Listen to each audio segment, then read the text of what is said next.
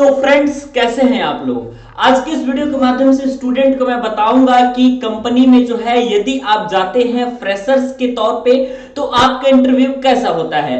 Quick job allot channel में आपका बहुत बहुत स्वागत है। स्टूडेंट को मैं बता दूं कि जितने सारे टेक्निकल स्टूडेंट हैं, मतलब कि ऐसे स्टूडेंट जो पॉलिटेक्निक कर रहे हैं, आईटीआई कर रहे हैं या बीटेक कर रहे हैं, तो ऐसे स्टूडेंट को यह चैनल जरूर से जरूर सब्सक्राइब कर लेना चाहिए, क्योंकि आज के इस वीडियो के माध्यम से और इस चैनल पे आपकी जितनी भी वीडियोस मिलेंगी सभी जो है जॉब रिलेटेड वीडियो होंगी। यानी कि आपको एज ए फ्रेशर इंटरव्यू में कैसे ट्रीट करना है ताकि जो है आप अपना अच्छा परफॉर्मेंस दे पाए और वहां पे आप लोग सेलेक्ट हो पाए। साथ ही साथ आप सभी स्टूडेंट से मैं बता देना चाहता हूं कि जितनी प्राइवेट कंपनियों में वैकेंसी निकलती है, चाहे वो टेक महिंद्रा में हो, चाहे एक्सिकॉम में हो, चाहे किसी भी अदर ग्रुप में हो जहां की आप सभी स्टूडेंट के लिए वैकेंसी निकलती है, तो सारे वैकेंसी के बारे में इस चैनल पर इंफॉर्मेशन आप सभी स्टूडेंट को दिया जाएगा। ठीक है।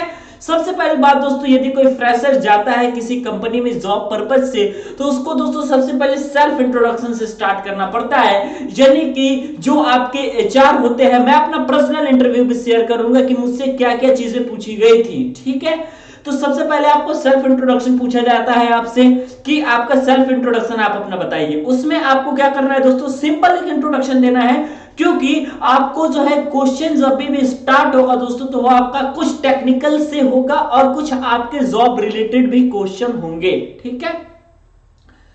स्टूडेंट यह बात को ध्यान दीजिएगा कि यदि आप फ्रेशर के तौर पे जाते हैं तो आपसे कोई टेक्निकल ऐसी चीजें नहीं पूछी जाएंगी जो कंपनी में ऑलरेडी एक्सपीरियंस को पता होती हैं। ठीक है। ऐसी बिल्कुल चीजें नहीं पूछी जाएंगी। सिंपल सिंपल आपसे सेल्फ इंट्रोडक्शन पूछा जाएगा, जिसमें आपको अपना नाम, अपने कॉलेज का नाम, आपने कितना परसेंटेज गेन किया है, आपका टेक्निकल बैकग्राउंड क्या है, आपका फेवरेट सब्जेक्ट क्या है। ठीक है। इन 5 चीजों को बताने के बाद दोस्तों आपको रुक जाना है वहीं पे, क्योंकि इन 5 चीजों को यदि बताएंगे तो उसके पश्चात आपसे जो है अब टेक्निकल क्वेश्चन स्टार्ट होने लगेगा। ठीक है।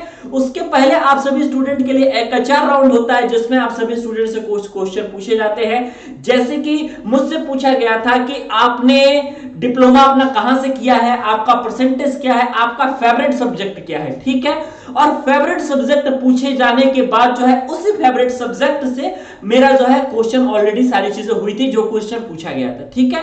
इसके पहले जो एचआर राउंड होता है उसमें पूछा गया था कि आप इस कंपनी को ज्वाइन क्यों करना चाहते हैं, इससे पहले आपने कहीं काम किया है कि नहीं किया है, आपके पास कितने साल का एक्सपीरियंस है। तो यदि आप फ्रेशर हैं तो फ्रेशर दे दीजिए। ठीक है। और कोशिश करिए कि जो भी आप कोर्स प्रेजेंट टाइम में कर रहे हैं, जैसे कि यदि आप पॉलिटेक्निक कर रहे हैं, चाहे आईटीआई कर रहे हैं, चाहे डिप्लोमा, चाहे बीटेक वगैरह कर रहे हैं, तो आपका जो है गैप नहीं होना चाहिए। मतलब कि आप यदि पूरी तरीके से अपने कॉलेज को कंप्लीट करने के बाद तुरंत जो है इंडस्ट्री को ज्वाइन कर लेते हैं, तब जाकर के कहा जाएगा कि आपका किसी प्रकार का गैप नहीं है। ठीक है। यदि आपके गैप नहीं है तो जाकर के वो चीजें आपकी बेटर मानी जाती हैं। ठीक है।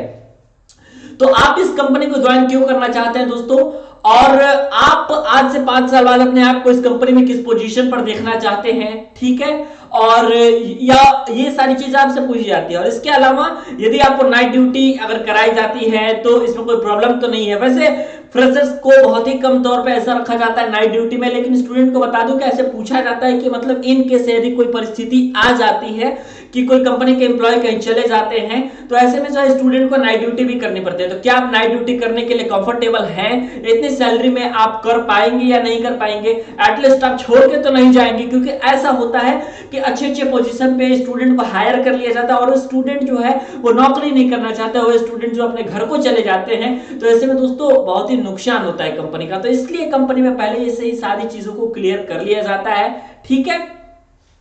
और जो आपका टेक्निकल सब्जेक्ट पूरा रहेगा, जैसे कि मान लीजिए इलेक्ट्रिकल वालों का BEE हो जाएगा, जैसे बेसिक ऑफ इलेक्ट्रिकल इंजीनियरिंग, जो कि सेकंड सेमेस्टर में उनको पढ़ना होता है। इलेक्ट्रॉनिक्स वालों का ECD हो गया। ऐसे बहुत बहुत सारे टॉपिक हैं। ठीक है।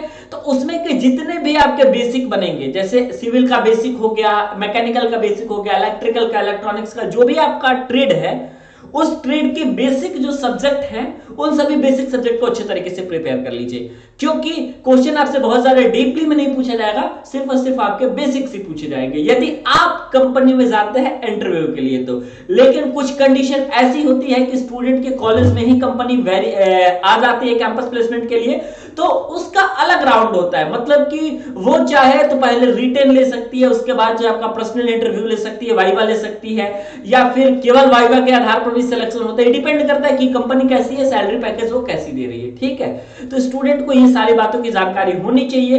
तो आप लोग जो है पूरी तरीके से कंफर्ट, यदि आप लोग कॉन्फिडेंस में रहेंगे तब जाकर के आप अच्छी तरीके से इंटरव्यू को दे पाएंगे, ठीक है। आवाज में बिल्कुल आपकी फ्लुएंसी होनी चाहिए। यदि आप मतलब रुक रुक के बोलते हैं या डरते हैं या बोल नहीं पाते या इंटरव्यू को फेस नहीं कर पाते, तो स्टूडेंट मैं आपको अच्छे तरीके से सारी चीजों को प्रिपरेशन करा दूंगा। बस इस चैनल को सब्सक्राइब कर लीजिएगा और बेल आइकन को प्रेस कर लीजिएगा, ताकि आप सभी स्टूडेंट के लिए न्यू वीडियो की नोटिफिकेशन आती रहे। वीडियो देखने के लिए और हमारे साथ बने रहने के लिए बहुत बहुत धन्यवाद।